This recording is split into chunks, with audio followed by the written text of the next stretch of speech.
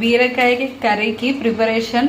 First బీరకాయ, onion, కరివేపాకు, పచ్చిమిర్చి, జీలకర్ర, ఆవాలు, వెల్లిపాయ, పచ్చిమిర్చి, జీలకర్ర, సాజీర, కొత్తిమీర కచ్చపచ్చ దంచుకోవాలి మంచిగా. ఫస్ట్ 1 స్పూన్ ఆయిల్ హీట్ కాగానే జీలకర్ర, ఆవాలు వేసుకొని ఆనియన్స్, కరివేపాకు,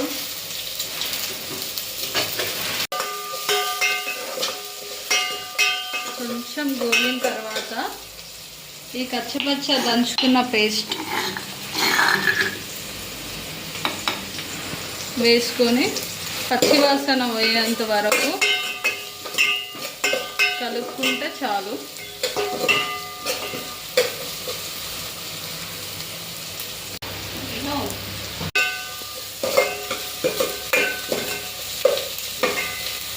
కొంచెం బ్రౌనిష్ కలర్ రావాలి, ఎందుకంటే కొంచెం గోల్డ్ పచ్చి వాసన పోతే మంచి టేస్టీగా బాగుంటుంది. లేదంటే అంత పచ్చి పచ్చి వాసనతోటి అసలు కర్రీ టేస్ట్ కూడా ఉండదు. చాలు. పసుపు వేసుకొని బీరకాయ ముక్కలు,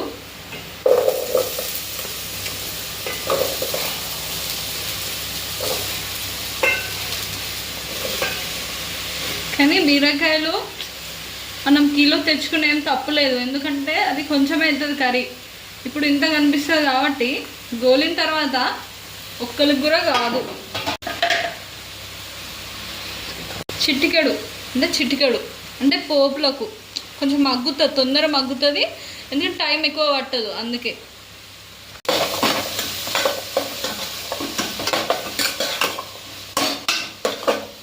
ఫస్ట్ బీరకాయ వేసుకోగానే గ్యాస్ పెద్దగా పెట్టుకోవాలి, ఎందుకంటే ఫస్ట్ దానికి హీట్ తగ్గాలి. ఒక 2 మినిట్స్లో మగ్గి దగ్గరకు వచ్చేసింది. ఇట్లా దగ్గరికి మగ్గిన తర్వాత కొత్తిమీర వేసుకోవాలి. కొత్తిమీర ఫ్లేవర్ తోటి చాలా బాగుంటుంది, మళ్ళీ చేసుకోవాలనిపిస్తుంది. ఇప్పుడు లైట్గా కొత్తిమీర వేస్తున్నా. కొంచెం మంచిగా అంటే చాలా ఎక్కువ కొత్తిమీర వేసుకోండి, సూపర్ టేస్టీగా ఉంటుంది, మంచి ఫ్లేవర్ వస్తుంది. మగ్గిన తర్వాత ఇలా దగ్గరికి అవుతుంది, కొంచెం కొత్తిమీర కూడా దగ్గరికి అయిపోయింది. ఇప్పుడు కొంచెం కారం, ఉప్పు వేసుకోవాలి.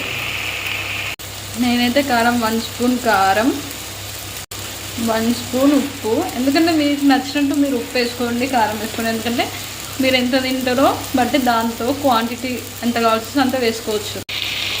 ఫైనల్ బీరకాయ ఫ్రై కంప్లీట్.